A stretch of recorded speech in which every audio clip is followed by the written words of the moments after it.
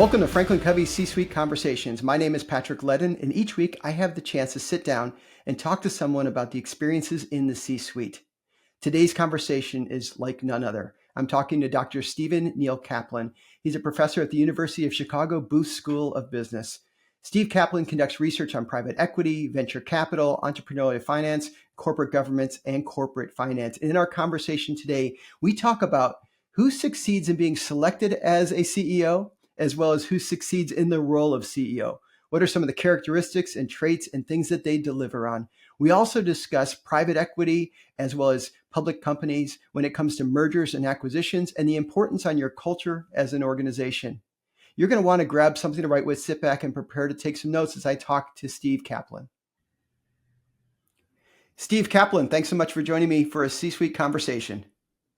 Great to be here, Patrick. Great to have you here, Steve. If you wouldn't mind, I know, and you and I just had a chance to talk a bit about your research and your role, but would you tell the audience a little bit about kind of your career and the research work you do?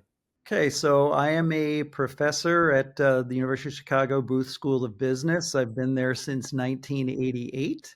And I do research in really three things. The first thing is I have a line of research on talent and CEOs. So I've studied a lot about who becomes a CEO, who succeeds as CEO. I do work on private equity. I did some of the important early research on private equity and have continued to do a lot of research on private equity. I also I'm an investor in a number of funds and I teach private equity. And I also run our entrepreneurship program where we help students who with their startups and help them build their startups. So those are the three buckets that I spend my time on and do research on. And you were just telling me before we started on the startup side, you've just had some wonderful success. Is that right? One of the companies in our competition and that about 10 years ago, she was the winner. It's a company called Simple Mills, announced earlier this month that she was selling the business for almost $800 million. So it started in 2013, 2014. She did 240 million of revenue this year. It's gluten-free, healthy baked goods, so muffins, cookies, crackers, and it's a great story. That's a tough space to operate in too, isn't it? She hit, I think that's true, but she did two things. She hit the gluten-free healthcare or, healthy food at exactly the right time. And her products tasted good. Right. I mean, that's not always the case. And No, exactly. Yeah. and the third thing is she was just unbelievable at getting things done. So it was, it's a nice combination. Well, the audience knows up until recently, I've been a full-time professor at Vanderbilt. So in your shoes to some degree, certainly in your world. And I'm just curious, as you were talking about her success in this business with Simple Mills, but as you were talking about the startups and what you saw happen there, I kind of saw your energy level go up. And I'm just curious, like from a purpose and fulfillment perspective, like what does it mean to you to kind of be in those type of roles, having that type of impact on people? I mean, it's the line I tell people all the time. It's like the only good thing about getting older is your former students get more successful. And so I've got, the entrepreneurs. So a Caitlin is awesome. And you realize, you helped, you didn't screw it up at least. Then I've got, students who are, very senior private equity investors, a couple of billionaires who, learned private equity, in my class 25 years ago. And I've got some CEOs. Satya Nadella was a student. Oh, wow. Yeah. And Brian Nickel at Starbucks. So I've got, so it's great when you see, your students end up doing great things. Well, let's talk about that first line of research around people doing great things. You talked about who becomes a CEO, what takes to succeed as a CEO. There's a lot of people listening to the podcast that the CEO office might seem around the corner for them, or it might seem decades into the future. Who knows? But they're in different places in their career. What? Just tell us some things you've learned in your research about becoming a CEO, what it takes to succeed as a CEO. Okay, so this is going to be a long answer. You stop me if That's I'm right. like babbling too much. So the data I've used over a long period of time is from a company called GH Smart. And GH Smart does their business is assessing C-level candidates for companies. And they started out, they were more, private equity related. Now they do private equity companies, they do, public companies, they do sort of all things. And I ended up, my latest research had 5,000 assessments. So look at, I've got, a large number of assessments. And what these are is, let's say, you're a board and you're trying to figure out who should we hire as a CEO. GH Smart will then interview each candidate for 4 or 5 hours. These are like brutal, very, very intense. Brutal is the wrong word. They're very intense interviews where they're asking about the person's career. They're getting a lot of details about what they've done. They're augmented with some reference checks, so to make sure the person is being honest. And at the end of this interview, there's like a 40-page mini biography and ratings on like 30 or 40 different dimensions. And so we were able to take all these assessments for CEOs, CFOs, CSOs, division heads, et cetera, and look at the data. And so that what's nice about this and is very different um, from other work is that this is all done before the person's hired. So you don't have this bias that if you like some of the work, Good to Great, Jim Collins looked at companies that had been very successful, and the CEOs looked a particular way, but you didn't know what they looked like at the start, and you didn't know how many people looked like that. So it could have been there were 1,000 people like that, and you ended up with 10, or it Mm-hmm. could have been there were 10 people like that and ended up with 10. So what's nice about this data is it's at the hot point of the decision to hire. So anyway, we get all these assessments, and they're rated on, are they good at hiring, are they good at firing, are they good listeners, are they creative, are they efficient, etc. And you can take these 30 or 40 variables, and when you run them through statistics, you get sort of four things that come out. And so the first factor looks like talent. So it just sort of adds up all the ratings. They're like 30, the 30 or 40, we just add them up. Then there's a factor that looks like charisma versus kind of managerial. So charisma is persuasive, enthusiastic, and managerial is like your bean counter and a little sort of analytical. Then there's a third factor that looks like being creative and strategic. And then the fourth factor is interesting because this is one where it explains a lot of the variation, but it's not one thing. It's basically some people are very strong on execution, and some people are very strong on interpersonal or likability.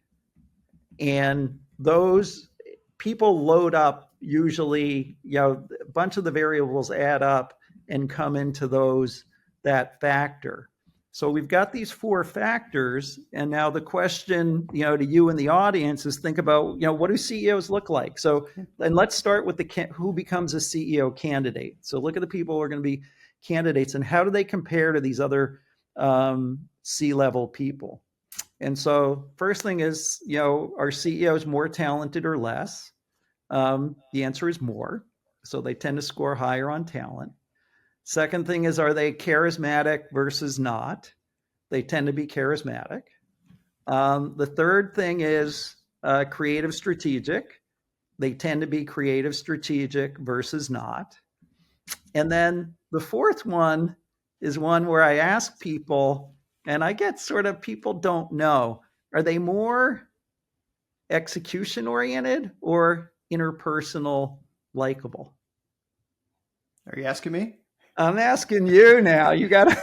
So, yeah, I mean, I can't help but go to the consulting answer of there's an answer you're going to share, but there's a part of me that says maybe some depends happens on this contextually of what's happening in the organization. But Nope. maybe, but you're I'm telling me sure there's not. there's an answer. Okay, I'm going to say that they are more interpersonal and likable. Okay, when I ask this to executive audiences and non-executive audiences, it's usually 50-50. Some people do the interpersonal. The answer is execution. Ah, dang it. I was going to say that, but I thought, oh, that seems like the obvious answer for me. I'm going to go with the other one. Okay, all right. So now for your audience, if you want to become a candidate to be a CEO, what do you take away from that? Well, you take away, well, be talented. That you are, I'm not sure you can affect, but you want to execute, right? Get stuff done is like what makes you a candidate. Can you change that on the margin? I think the answer is yes, because I've got a couple of CEO friends who said when I told them about this research, they changed a little bit how they managed. That they said, gee, on the margin, I'm going to make decisions, right? This is what you said about Daniel, right? That he came in and he made decisions. Well, that's the CEO. So that's to become a candidate. And then charismatic, I don't know, that's also, can you get more charismatic?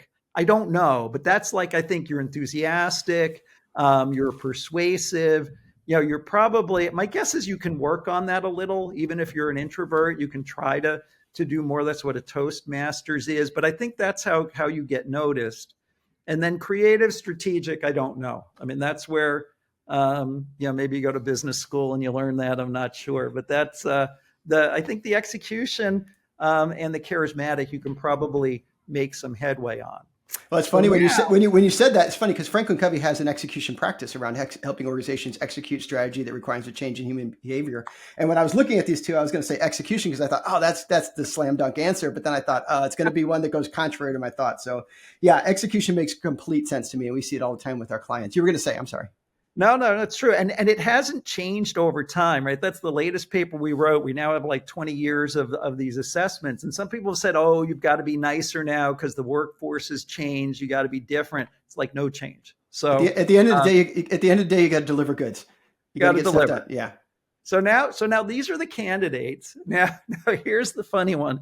So to go from a candidate to get hired, a couple of things change. The more talented candidates get hired, the more charismatic candidates get hired. Creative strategic doesn't move. What do you think happens on the execution interpersonal? Come on, Professor. I missed one. Let somebody else in the audience. Well, this is why you should have just said the same thing, right? Same thing.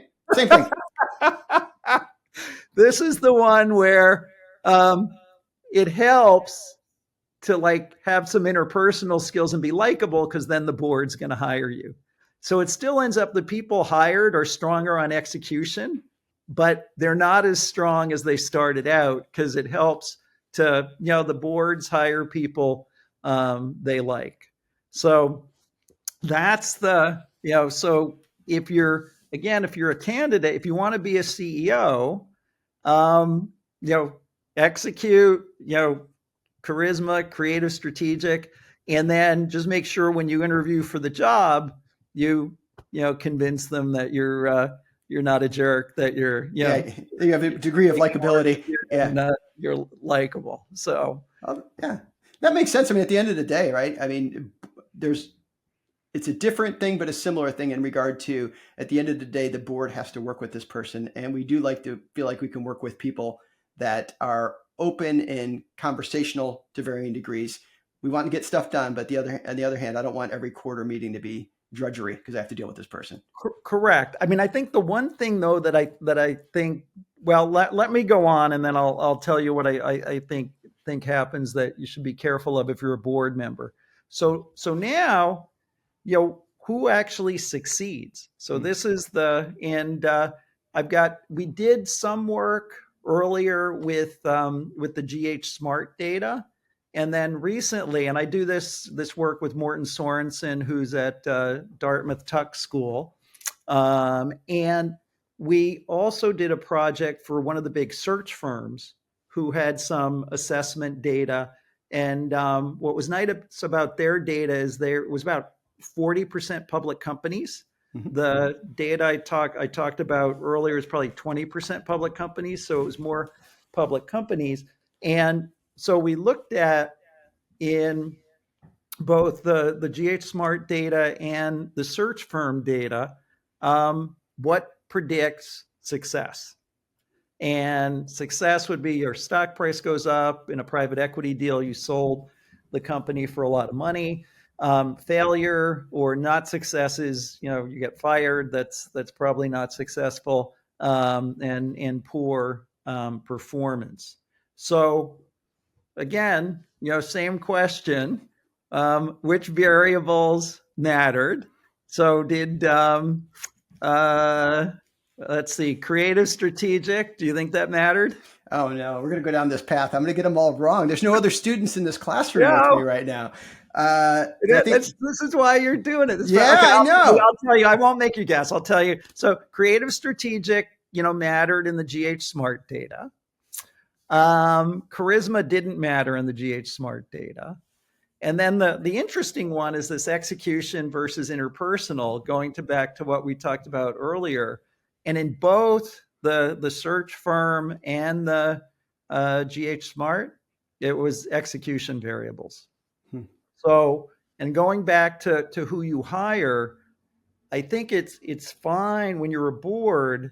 I think some boards do hire somebody who's interpersonal, a schmoozer, whatever, and doesn't execute, and that's a disaster. Like you have a choice between that person and the person who executes but's a little rough, go for the execute a little rough person because this person will not succeed. Ideally, you get someone who's both, someone like a Satya Nadella who's like awesome on every dimension. But that's the bottom line results is if you are a board, do not make sure there's this history of execution. And if you want to be a CEO, just on the margin, make decisions. Yeah, that makes sense to me because I was just thinking about that just in a very like, if I was hiring somebody, if I was thinking about this, if I was a board member, I could imagine in the interviewing process the idea of like, I'm going to have to see this person regularly. I'd like for them to be likable. But at the end of the day, if they're not delivering the results, that's going to be real problematic, whether I like them or not, like a year down the road type of thing. I'm going to be thinking about, did we deliver on the things we said we were going to deliver on? No, and that's it's in the data, and it's actually stronger than I would have expeced. It was That's very strong in the search firm data. that's really And it was a interesting. particular, so Now, did you find that I know you do work in private equity as well as public companies? Did you find in the data when you were going back and looking? You said the second set that you looked at had more public companies involved. Did you start to see differences between privately held businesses as opposed to publicly held businesses as far as who gets hired and who succeeds, or was it consistent across the board?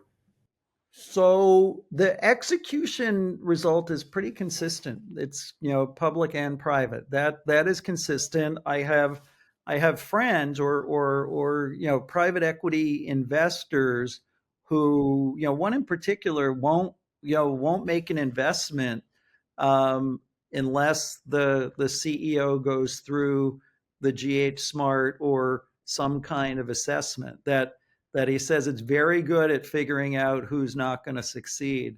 So it works on the private equity side, and it works on the public side as well with the the data we had from the search firm, and I know people who've used GH Smart who run public companies, and their experience has been similar. Now, what's different, what's interesting about this is a different line of research. When you look at where the public companies hire from and where the private equity firms hire from, the public companies, like very large fraction of the time, hire insiders.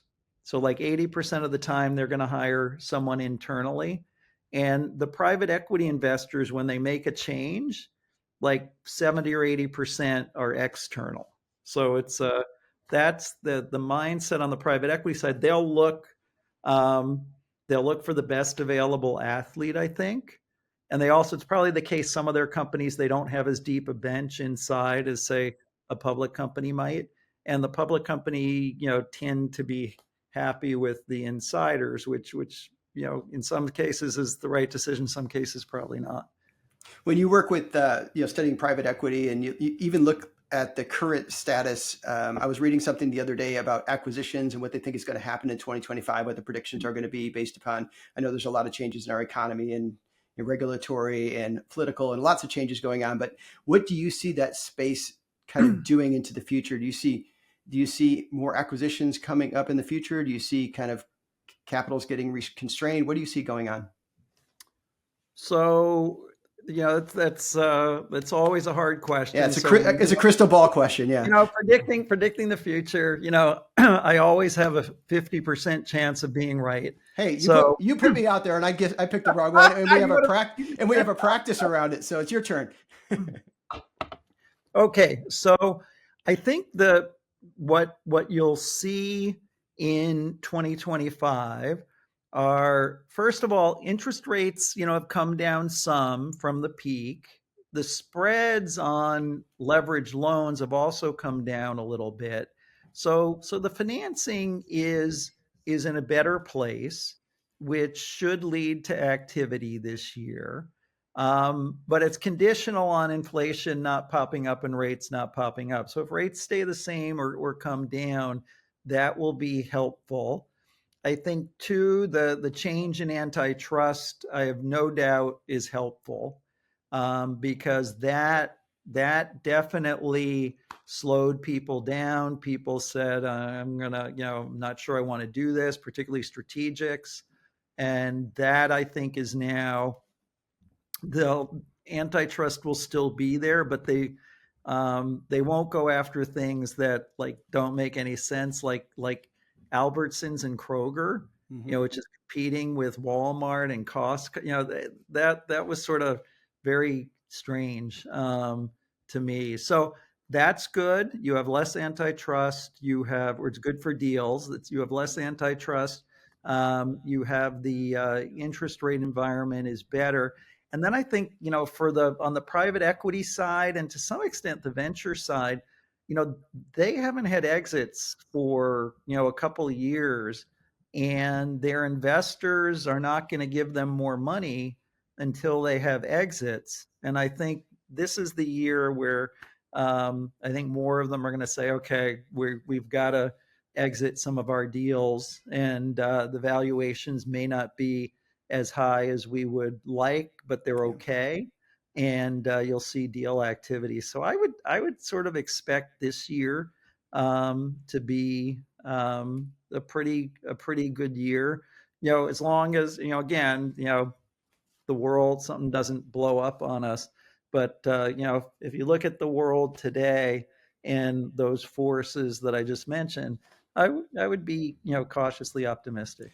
Well, that makes sense. I mean, with like you said, the changes in antitrust, the interest rates, where they're at right now, or if they're able to go even down further, and then that idea of can we exit some of these situations so that we can raise capital and do other things, that completely makes sense as well. So let's say, for example, we talk to a lot of clients, and I mentioned you in the beginning when we were talking a little bit about culture and what happens in mergers and acquisitions, and I think we would agree that when you go through a merger situation or an acquisition situation, as we talk about raising funds and going out in the private equity space, the stakes are high, right? You have these expectations that if we make this particular deal, here's the outcomes we're hoping to achieve, and that's what goes into the calculus of making that deal. That's built into the models. but there's often that just kind of anecdotal conversation where they go, most deals don't work out, most results aren't delivered on. What has been your experience? Like, do deals tend to work out? Do we meet the strategic objectives that we decided to go through that acquisition for? And if they do work out or don't work out, what do you think leads to it? Just kind of two pieces there, but do they work out? And if they do or don't, why? So in the big picture, big academic picture data on acquisitions, they're kind of, there's this view like that most of them don't work out. And at least, in terms of stock returns, it's kind of 50-50. So it's not, and that's on the public company acquirer Mm-hmm. side. The private equity investors make a lot of acquisitions, and I think a lot of them, they make the initial acquisition, which is the buyout, and then once they have a platform, they make a lot of acquisitions into the platform, and a lot of those are successful. Those are, whether it's a roll up or just a tuck in to a platform. So I think you can, there are definitely plenty of successful acquisitions, and there are mistakes. And my experience, both on the private equity side and on the boards I've been on, the deals that are successful, have a few things in common. So first and foremost, it's like do as much work as you can, right? The due diligence, understanding what you're buying, and once you buy it, what you're going to do with it is like critical. And so the places where people have done well is where I say, okay, I'm going to buy it. These are, I'm going to, these people I'm going to fire or move. These people I'm going to promote. I'm going to grow here. I'm going to contract here.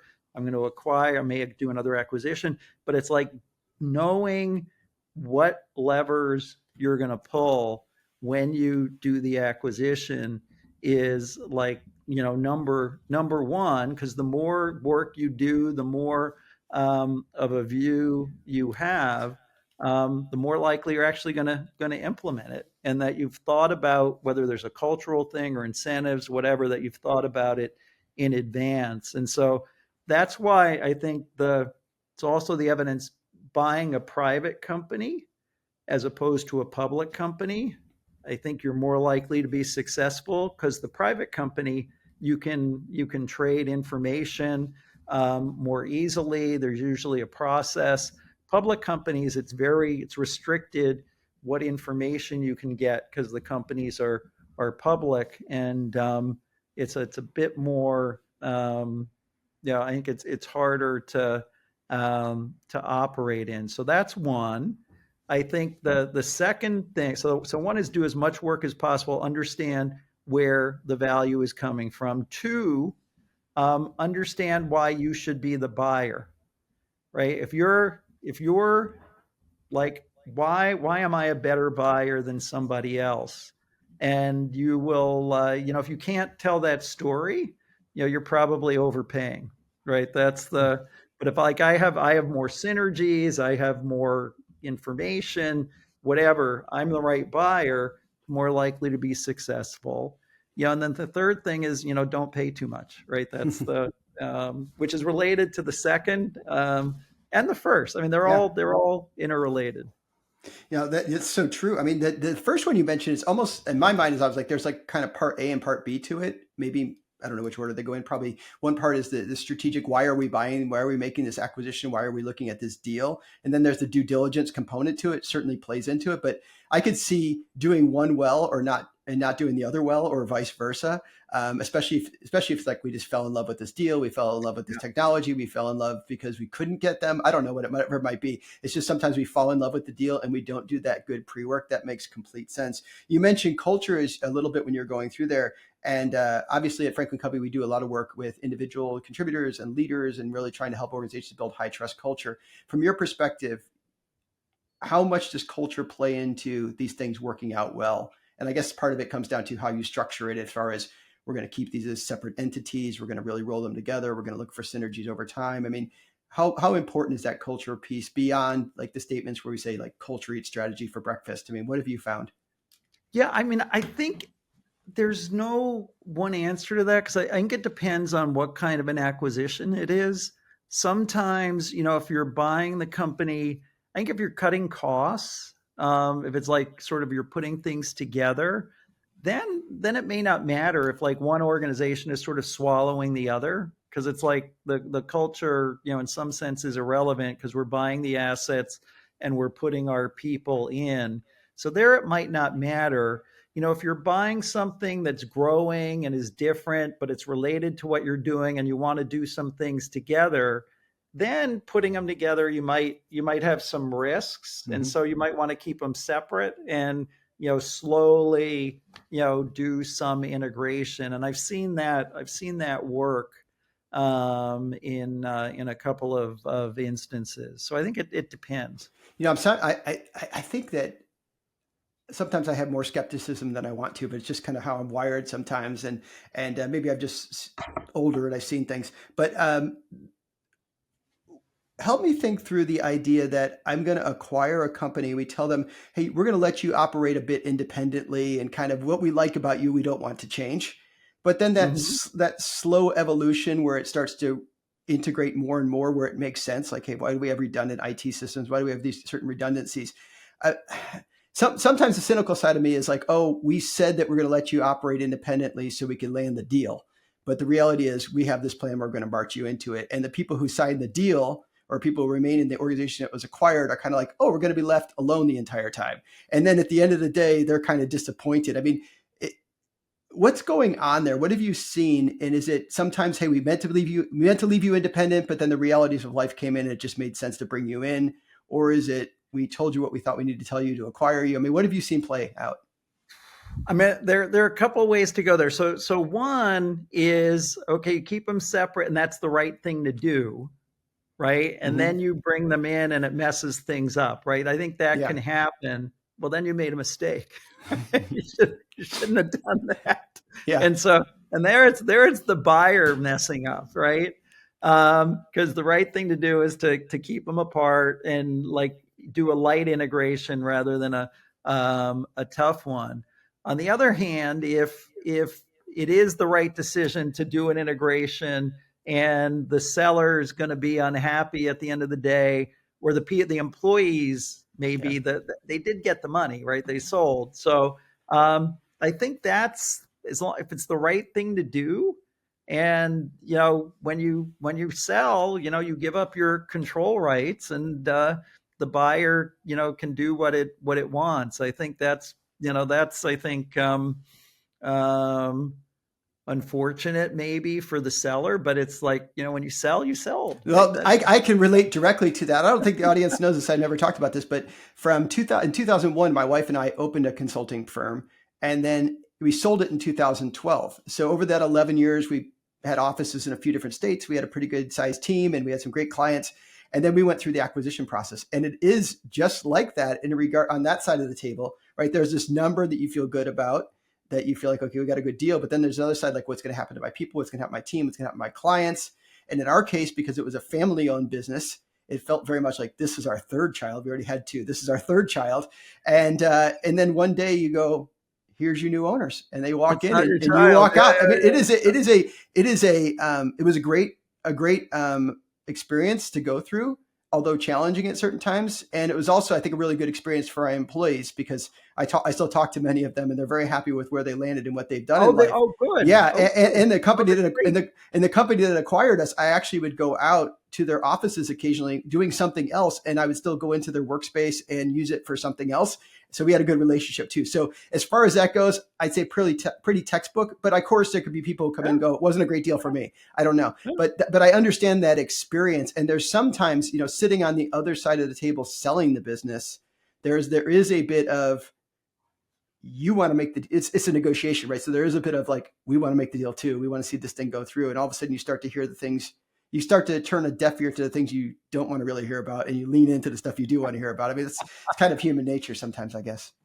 I guess. No, I mean, that's the thing though. If you're a seller, you know, and you care about, the company going forward, or your employees, negotiate for that. Maybe you take a lower price, and you'll give up a lower price to get some assurances on the other side. But I think in most cases they're going to say I'm selling, and that's I'll